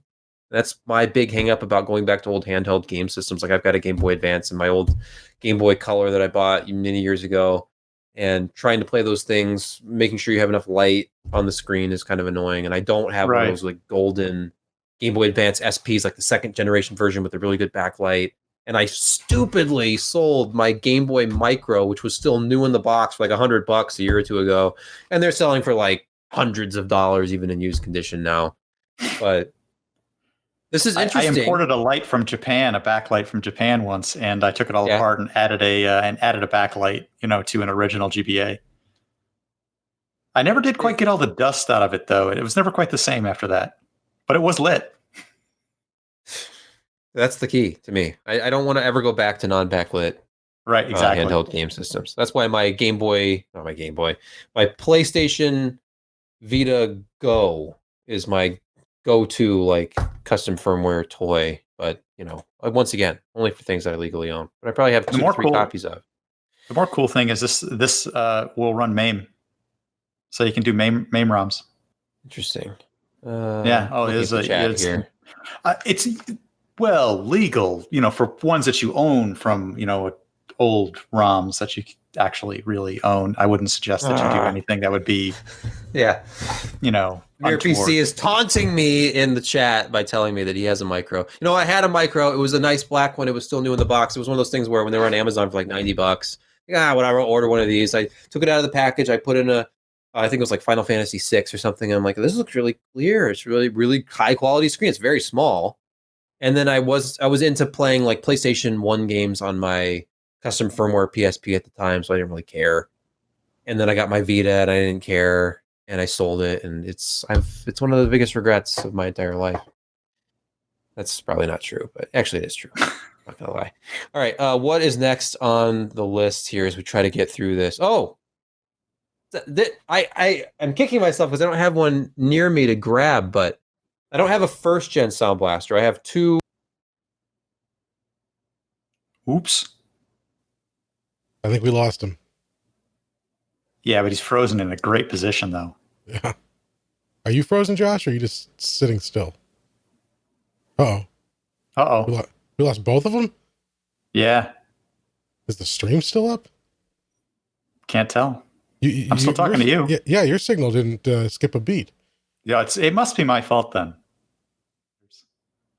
Well, okay, so let's just finish the show, and we've got one more news article to talk about, and that is the Creative 30th anniversary edition Sound Blaster products. They've got the AE9 and the AE7 sound cards. One is a external card, and one's an internal PCIe card. Did you get a chance to look at this? Because I wasn't prepared to speak about this. Do you have any thoughts on this, Brett? I only read about it because I am an audio enthusiast. So I thought, well, how much better is it going to be than my reasonably high end current ASUS 370 board? And I just got a Gigabyte Designaire Z390 for my next build, and I'm like, well, do I invest in an audio card? I mean, how much better is it than supposedly the board manufacturers, of that tier generally brag about, how cool their audio is or how well insulated it is electrically, how low noise it is, what their frequency response is, how enjoyable it is to listen to. So I've often wondered, I'm like, am I missing something here in audio fidelity by not investing in a card? So I do like the idea of having an external controller volume, be able to plug in different mics or different headsets or things like that. So, that's pretty cool. An external DAC is obviously going to be an advantage from a noise isolation perspective. Electrically, the motherboard is obviously a lot hotter from an RF perspective than an external DAC. So, intellectually that makes sort of sense, but the board manufacturers brag so much about how cool their audio is and, how they isolate it and do all the right stuff to make it nice. I've never had one. So, I'm wondering if I'm missing out. So that's my perspective, if that makes sense. Yeah. And I use external. I use a Peachtree Sonic DAC as an external USB device. But it's, and there was a time long ago when, you had to have a sound card and sound card. Oh, yeah. They they mattered significantly to your experience. Yeah. Well, where are we going to plug your joystick? Exactly. Yep. Oh, wait a minute. That belays how old I am. Besides the fact of my graying visage. Oh, come on. That's most of our audience, I'm sure, remembers that. I mean, Okay, all right. that wasn't that long ago. That was mid 90s, even into the late 90s. But yeah, so we'll check this out. Who's that? Sebastian's back. It worked. Who's that green guy? I know. I don't know why it's green. Except I'm in Chrome, which always sucks. Well, do you have any thoughts on this? And we're just talking about audio. On the Creative 30th Anniversary Sound Blaster cards. Yes. I mean, I'd be curious to test this against. We looked at the EVGA new audio card. That was their first audio card and a premium one. And Sound Blasters obviously had this pedigree of really since the beginning. Creative has kind of helped define PC audio. Sound Blaster compatibles became PC audio for gamers, and I'm just talking about like the early days. Obviously, there's been a whole thing with like 3D audio, and then of course getting into surround sound and stuff. But and of course, during the break, I went and grabbed one of my. I keep these motherboards around. This will give you a look into my storage methods. Keep motherboards around simply to hold expansion cards. So every slot is populated here, and I don't know if this is a Sound Blaster 16 right here. I'll just pull this out, but you've got like the Sound Blaster 2.0, like the Game Blaster was the first card. I don't know if this is the 30th anniversary of Game Blaster or Sound Blaster. I'd have to actually look up the dates, but yes, AdLib. I agree, Mirror in the chat. AdLib makes things better, but that's the great thing about cards like this, because starting with this, I think the Sound Blaster had the OPL2 chip in it. This has, I think it's the OPL3. If I can find it here. This is the YMF 262 FM synthesis chip. So it's kind of the best of both worlds. Plus, you've got your wavetable header on it. You've got a CD-ROM controller built into this thing. So Creative, if you're into PC gaming at all, you know the name, you know Sound Blaster. And it's cool to me that they're coming out with some new stuff. It's not like they're coming out with reissue retro cards, kind of like you can buy reproduction ad-lib cards. I would love to see them come out with like a Sound Blaster and a Sound Blaster 16 and some AWE cards on like a PCIe bus, although it doesn't really make any sense because the old games are looking for it on the ISA bus. But regardless, I thought it was cool, and I'd like to hear how close the sound quality is on the new cards to like the new audio card, because that was the highest quality 2-channel audio I've heard from a computer. So pricing is high though. You're definitely paying for that premium audio experience. And Josh is back too. Hang on. And I unplugged my microphone and webcam, because when my machine came up, it said USB-A devices were not recognized. Huh. That's bizarre. So Microsoft, it screwed us all again. Which is unfortunate, because I pulled out some sweet sound cards. Where are they? Come on, show us your hardware, Josh. Like I mean, that's... Go ahead. No, I was just talking about this card in my hand. I was going to say, my stream didn't go down because I'm actually on a Hackintosh. You. This is not a Mac podcast. It's PC hardware. I even swapped out op amps on this. This is one of the first boards that had op amps that you could swap out. But this is not a sound card. I'm holding up a Diamond Fire GL 1000. Oh wow! I keep my ISA sound cards in the basement. You guys keep them next to your desk with memory expansion installed. Can you name this one? What? Let's see here. No, I cannot. It's got 64 megs of memory on it. That's too new. That's too new for me. It's Audiology S2. It's the only group that what? The Korean Ozin, they had an X-Fi. Of course. They were the only one that Creative sold to. and licensed out a card. So it's an XFi, and it's non-creative. I think the only one in existence.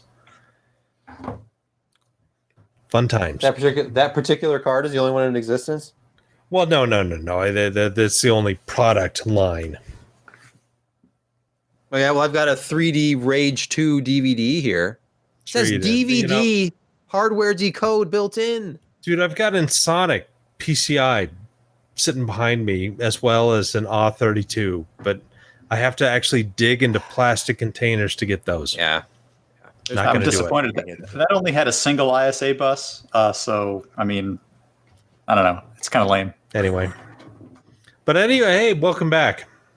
Yes. Welcome back to anybody watching on the stream. That was pretty much it. I mean, the Creative 30th anniversary talk was the last thing on our list. One of the things I was going to mention earlier is that as I hold up the Ryzen 3900X, which I'm holding too close to the camera for it to want to autofocus on, or else maybe it's my face. Let's put it in front of the face. Stop face detecting. Can you read this?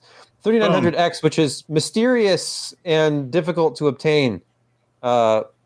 We have a guinea pig in our PC Per Public Discord who has kindly purchased from the AMD authorized reseller, which scares the crap out of me. And supposedly that chip is on its way and will be delivered, I think, before the weekend. So I'll be checking in on the progress of that. Hopefully people are not getting burned by something that's not actually sold by Amazon, but being sold on Amazon. But I keep checking for stock levels. And like Josh was saying, if these chips are going to OEMs, if their stock, I mean, if the availability isn't really high right now, it might take a while for supply to come anywhere near demand. But I mean, there were people who I think waited through Zen Plus to get to Zen 2. There's a lot of pent up demand for the new Ryzen 3000 stuff. So, let's wrap it. Let's wrap it up with picks of the week. Yes, Josh, do you have a pick? I do. It's the 3600X. You got to do it. Just two under $250. They didn't even do $249.99. No, it's $248.50. Oh, look at that! It's shipped and sold by Amazon. It's safe. Yeah. Finally, Amazon has the new Ryzen 3000 CPUs, and this is the one that I bought myself for testing and whatnot that we're eventually going to do. And I didn't even ask Jim for one. Anyway, but yeah, that's I think if you're going to do some overclocking, if you're going to have PBO, peanut butter onions. Mm-hmm. No. Anyway, no. This would be the I think this is going to be the better product. A lot of people swear by the 2600, the old one, that it performed damn near close enough to the 2600X, and a lot of people are thinking the 3600 is the one to get. But you know what? I think it's worth a little extra money to get the X, and maybe X is going to give it to you. It's been proven time and again. Give it to you, right? It is. Go with the X. It's $50, but higher clocks, and you're going to have it for a couple of years. So good to go. 6 cores, 12 threads. Going to be fast. Boom. Yes, love it. Brett, what did you have? My pick was actually sort of embarrassing based on a comment you made earlier today. My pick was the Vega 56, which is available. Don't let that $359 over there fool you with discounts and mail-in rebates. It's $279, and it is the frames per dollar king. Challenge me on that. No, I can't, because at $279 they don't have anything really there, because you'd have to go up to $349 to get the new 5700. That's right. So, but I mean, if you're spending $279, shouldn't you just spend $350? Well, this is actually. Oh, go ahead. I saw a 1066 gig for $199 today. Don't do it. GTX 1060. 6 gig. I sold my 1060 ASUS OC 1060 on eBay for not a lot less than that, actually. But Vega 56 has one other redeeming quality. And you know what that is? What? Hackintosh compatible easy. Oh, Mac okay. drive. See, there you go. Oh, Yeah. I knew there was some ulterior motive here. Yeah. So yeah, if you're looking to build a reasonably priced Hackintosh and pick yourself up a easily compatible video card, I think the Vega 56 is a good pick. And it's frame per dollar sweet spot right now. All right, It for won't now. be forever, but for now. No. Yeah. oh boy, It's that sure does maybe eat the power. this week.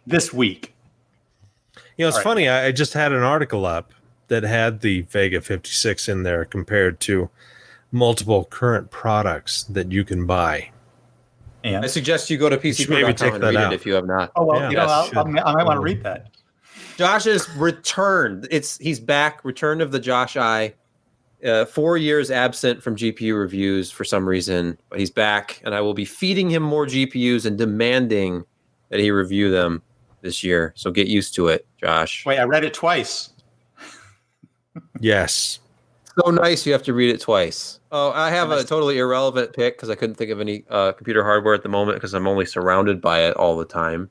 But when I want to take a break from all of this and what I've been doing, which is basically not sleeping and benchmarking, which, you know, everybody has been in that boat. I watched it with some concern as like Steve at Gamers Nexus was releasing videos. You could just see him getting more and more exhausted as he went along. And we weren't doing video, but it's still like I'm benchmarking till 2, 3 o'clock in the morning. And then the night before the launch, I was up all night. I can't go to sleep tonight. And by about 6:45 a.m., I remember sitting at the computer and I was typing a word. I don't remember what the word was. And I started typing it and I was hitting all the wrong letters and I didn't know why. And I started backspacing and I typed all the wrong letters again. I'm like, okay, I have to go lay down. I fell asleep and woke up again at about 8:30, kind of in a cold sweat. I'm like, the article goes up in 30 minutes. I've got to go reread it again and proof it and check all the charts. And I got it going, and then I passed out again until about 10:30. But that was all the sleep I got, and then I was right back at it the next morning on about 3 hours of sleep. And it's been like that. That's what 7.7 did to everybody. So once we all emerge from this, there'll be X570 reviews and PCIe 4 and all that stuff. But to escape from all of this, I will occasionally go outside and I'll jump on a bike and just ride around the neighborhood or ride down the road. And so if you are tired of leaning your bike up against things and having your 3.5-year-old son knock it over and potentially damage it on the corner of the table, there's a product called Bike Hand, which is very handy. It looks like something that Johnny Ive would have designed. It looks like the foot of an iMac, repurposed as a bike stand. But somehow they managed to sell it for $35 instead of $1,000, as we've seen with recent Apple stands. Isn't that a weapon from like Halo 2? It could be. I mean, they put like this rubber coating on it. If you peel off the rubber coating, then yeah, it's fairly it's actually not dangerous, I think, but it's heavier than it looks. It's not aluminum. It's made out of steel or some kind of pot metal. Who knows? Yeah, don't fall on it, but definitely put your bike on it because it will hold it up pretty much come what may. Very stable. You just set your rear axle over it and it holds it up. So simple, elegant, Johnny Ive inspired design. And yeah, $35. Or buy the 2-pack. It's a better deal. $57.99. I just ordered that because I already have one. And I'm like, I need them for all my bikes. So buy them in bulk and save with free Prime shipping and 1-day delivery where available at Amazon.com. Not a sponsor. That looks like it's made out of the thinnest and lightest aluminium that they could possibly source. Isn't it too bad that Johnny is gone? He's at like Love Design or Design. The worst name you could possibly imagine. Yes, I agree. Love Actually Design Incorporated or whatever. Something bizarre, very strange. Right. Well, this brings our epic 2+ hour long podcast 49 to a close. Check us out, pcper.com. He's at, what is it, Josh? It's not just Josh Walrath. There's a middle initial in there. Josh D. Walrath? Josh D. Walrath. D. Josh is all about the D on Twitter. Brett, do you Twitter? Do you social media? I try not to. I have enough Okay. stuff to do. Okay, I'm at Sebastian. I Peak can't. on I wouldn't Twitter. give that out here anyway. But so go ahead. Okay, fine. Hey, don't get a bunch of free followers. That's fine. I don't care. But you can watch these shows live. We talked about it. Absolutely join our Discord channel. We have a public Discord. Check the show notes for the link to that. That's been popping basically since right before the Ryzen launch and just all through. People are in there all day. I'm in there. So until next time, though, I have nothing to say. Until next time, goodbye.